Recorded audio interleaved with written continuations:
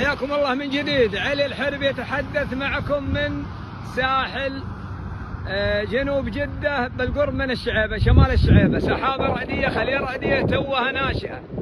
تبارك الرحمن أحسن الخالقين، مثل ما تشاهدون من أجمل المناظر اللي ممكن الواحد يصورها، وإن شاء الله ينزل الله عز وجل منها الغيث والوبل الغزير بحول الله وقوته.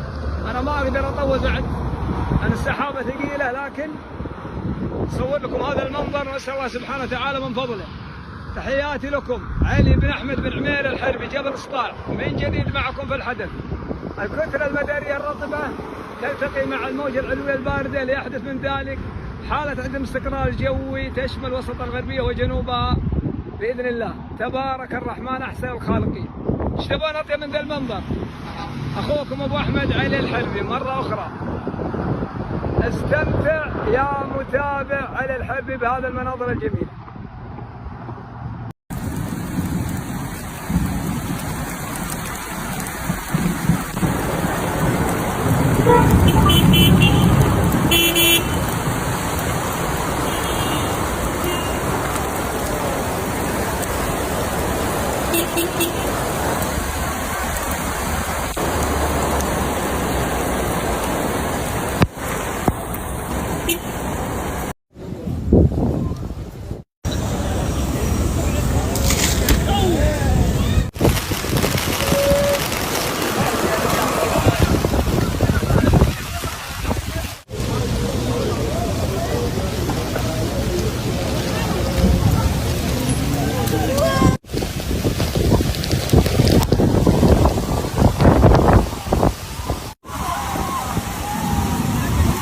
الموت تصور